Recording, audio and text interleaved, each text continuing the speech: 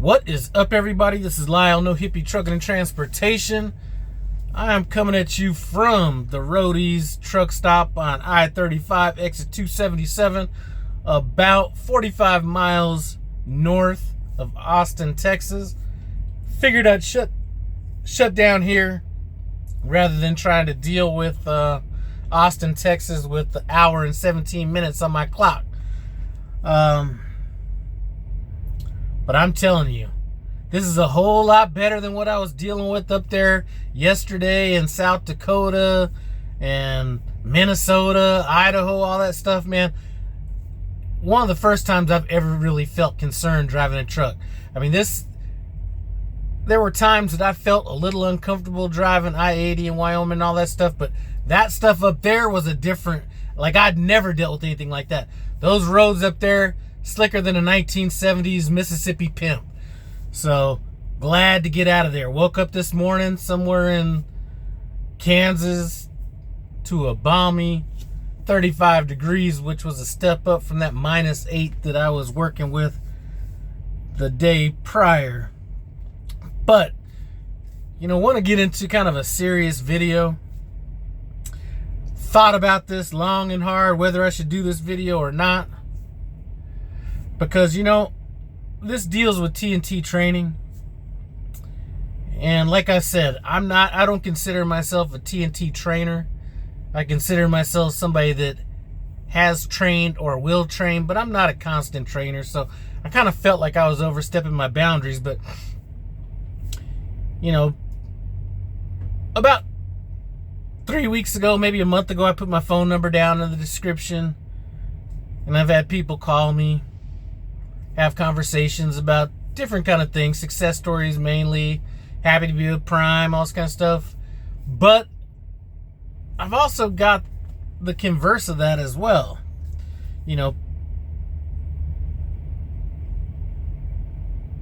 People that aren't necessarily doing as well as they thought or things like that. But that's really not what I want to talk about. What I want to talk about is the number of people that I'm seeing that are having problems in TNT Training. And I talked to about 3 people this week regarding this. And then I reached out to a couple people I know that are trainers and kind of spoke with them about it. Tell you what my conclusions were in a minute. But I spoke with a guy yesterday. He's left Prime, not necessarily during TNT, but after TNT for some other issues, which maybe I'll get to, maybe I won't.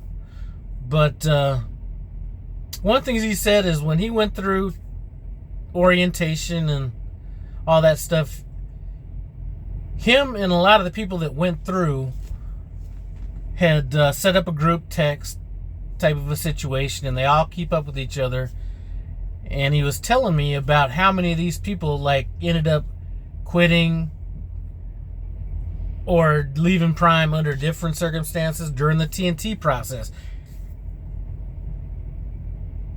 And it really got me thinking. My first trainer I didn't have a good experience with him, so I can kind of understand. I'm not necessarily speaking out of line as far as that goes, because I did have a bad experience with my first trainer. So let me get on with this. So I'm talking to some of these other trainers and just other people that are at Prime. And here's one thing I'm going to say. And I'm saying this to people that, because I have a lot of people that have called and asked me, is training worth it? What's it like? Stuff like that. So this isn't necessarily the people that, woo, them knuckles looking good. This isn't necessarily for the people that are already training. Maybe for the people that are thinking about getting into it. And we'll get to that in a second as well. But I started wondering, why is there such fallout? What's going on? And I think back to my training experience and then some of the experiences that I've heard people say they've gone through. And one thing that I can say, it's not the most popular thing. I'm sure that not everybody likes some of the stuff I talk about, whether it's drivers or on the way up. But the barrier to entry to be a trainer at Prime is probably a lot lower than it should be.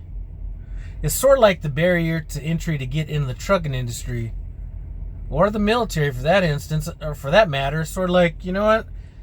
When you're in high school, you're like, I'm going to go in the military. It's not like there's even a thought that you can't get accepted into it. And I think that barrier to entry is part of the problem. There's no application process, nothing like that. You take a little course and they tell you all this stuff about fundamentals, how to do this, how to do that. And that's really the least part when it comes to training. How to show somebody how to check in a receiver, how to back, how to, do all this technical truck stuff. That's the small shit. It's the people skills, and I'm going to get onto myself here in a minute, that really matter. So for any of you guys that are thinking about becoming a trainer at Prime, I want you to ask yourself a question. Why are you wanting to become a trainer? Because Prime's not going to have you go through an interview. So interview yourself. Why do you want to become a trainer? What do you expect to get out of this? What do you think some of your strengths and weaknesses are? Just any of those questions that somebody would ask you in a regular job interview, ask those questions of yourself, because like I said, Prime is not going to ask those questions of you. So, I'm going to tell you why I came up with this. Back in 2002, so excuse me if my recollection is a little bit vague, but no, it was, 2003-ish. Became a manager of my mortgage company. He called me in, said, hey, Lyle, you want to be a manager? We thought about it. We think you'd be good for the job. Boom. Became a manager. Maybe about 3 months later, I got called into the office, and the owner of my company asked me this question that I'm asking you to ask yourself. Lyle, why do you want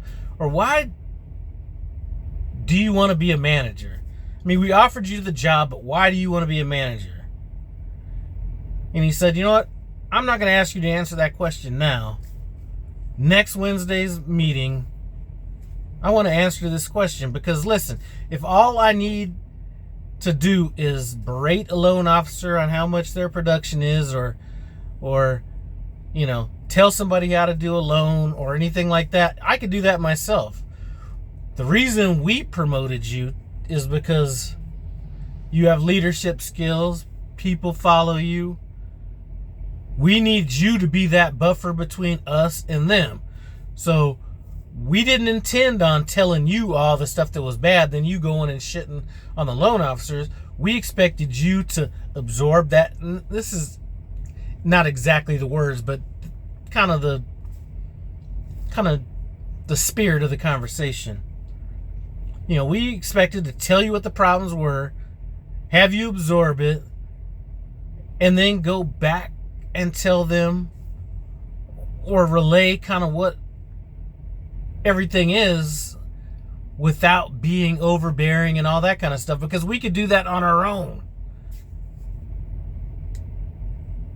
So I think part of the problem with some trainers is that they feel that, which I felt when it first happened, a lot of it was youth, a lot of it was inexperience. We have a lot of youthful people out there, and we have a lot of people that have never managed shit in their life that are in trucking. A lot of the people that I talk to that are good trainers have had those experiences in the past, whether it's Willie the Million Mile Man, Rusty, Leonard, or Lenny,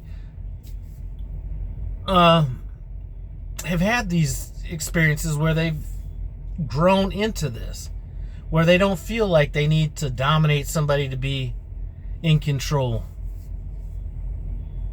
or it's not an ego trip to be a trainer. And I think that is partially where some of these issues are coming up in training, the training process. Boy, this guy's about to tear somebody's shit up over here. I have no idea what he's trying to do. But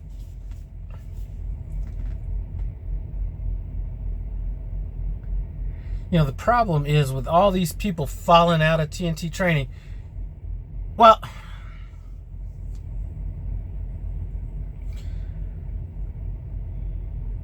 I want to step very carefully on this topic, because I'm trying not to like be all up on the radar, but maybe if you are watching this and you're a trainer, how many times have you had to have multiple students? At some point, maybe the trainer that has multiple students is the issue, and it's not the trainees.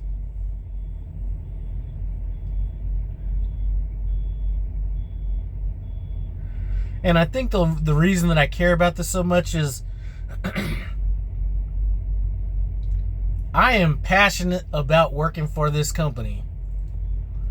And when I see people that don't have this same experience, it really upsets me. And what really upsets me even more, and I'm not even going to talk about some of the serious stuff, but what upsets me even more is when a trainer and a trainee have an issue, and maybe a little bit more of a major issue, and I can't, I'm not even going to talk about some of the stuff I've heard that was actually related, but I'm not going to talk about that, where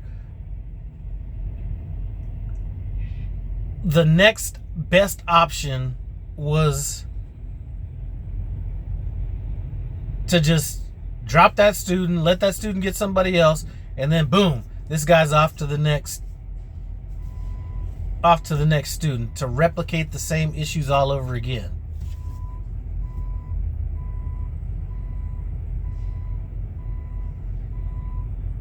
And I think that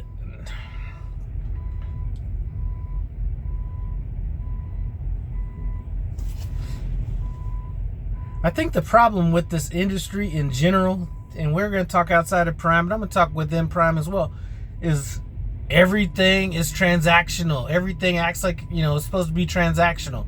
And I say that, not to,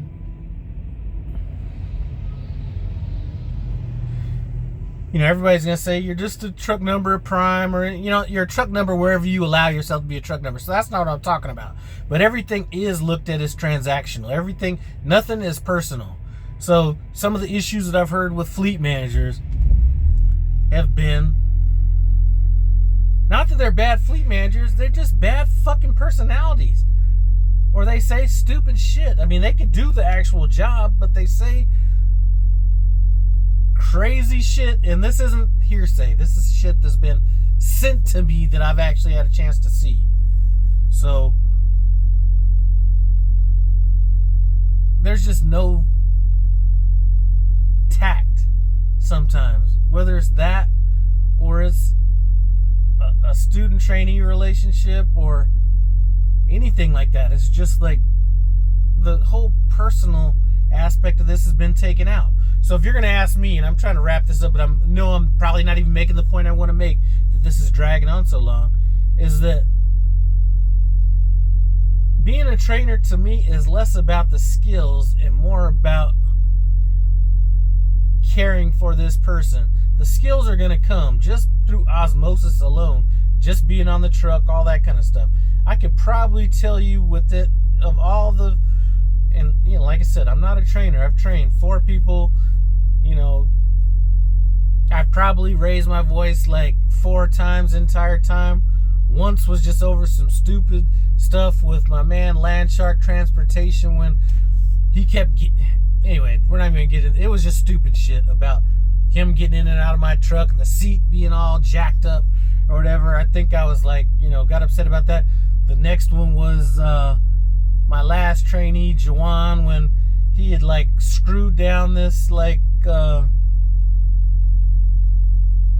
fuel cap on a trailer super hard, and my hands couldn't fit in the thing to unscrew it. Just little stuff. And then the other 2 times was me telling somebody just stop before we get in a worse situation.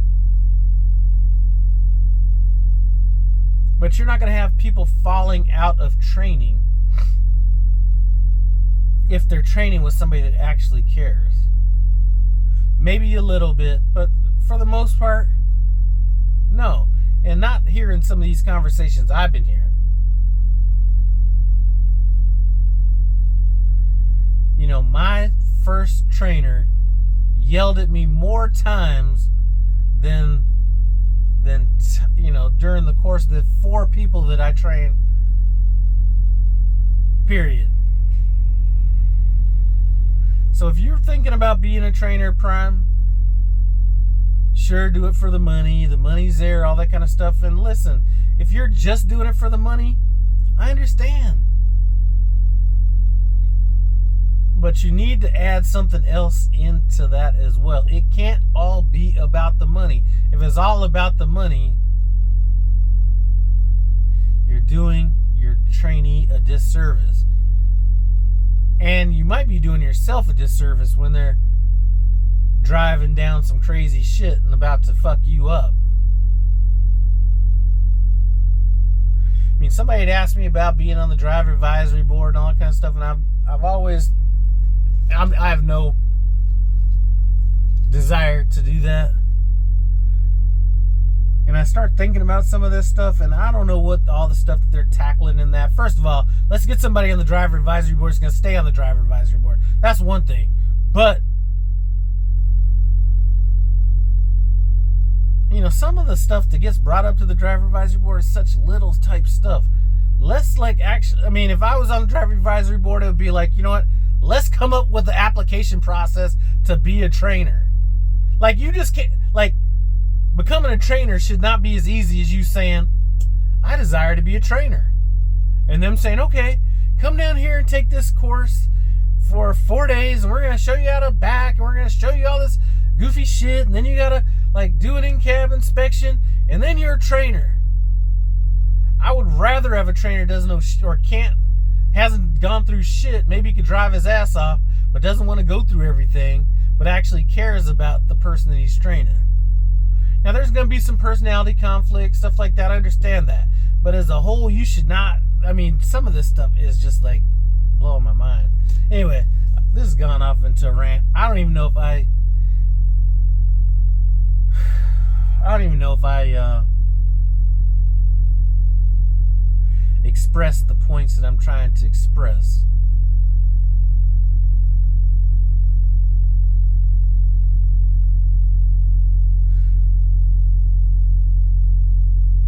Maybe that's a good thing. Maybe I'm just treading just light enough to where I don't have to worry about anything, but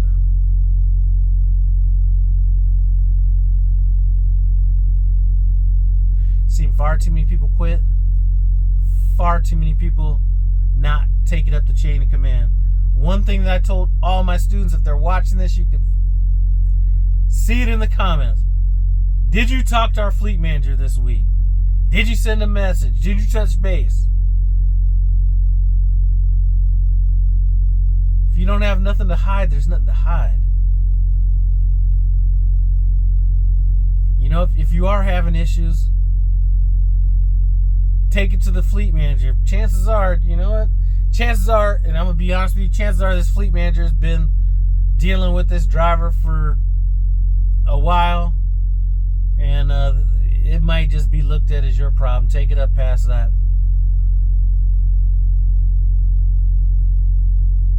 But do not quit this company. See, the problem is, I think everything's isolated. It's sort of like the military. You know, you get up in the higher ranks of the military and they don't know all the bullshit that's going on underneath. And I think that a lot of this stuff is isolated at the fleet management level. Not a lot goes above that. So then you might have like the fleet man, you know, the operations manager and then the training manager, and it's rarely going to get above that.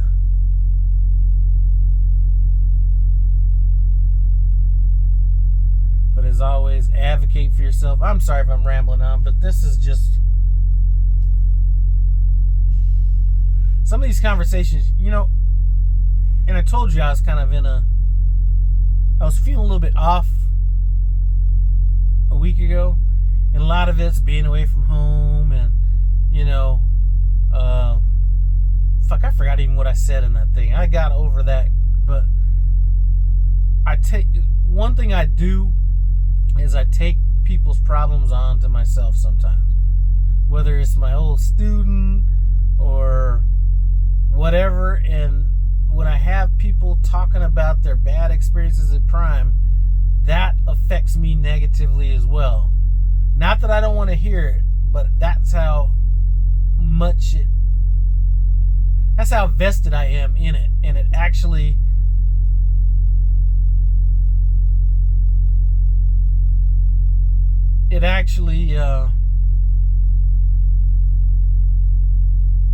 hits me on an emotional level. So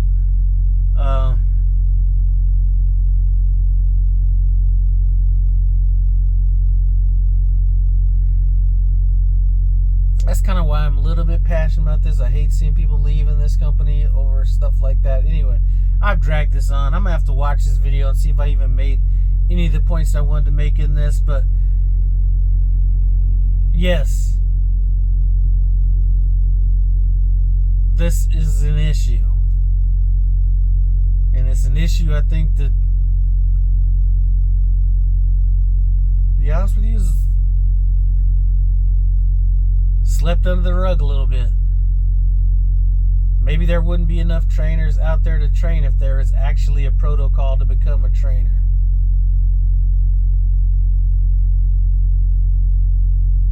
I don't know. I appreciate you stopping by No Hippie Trucking Transportation. As always, comment, subscribe. I'm out.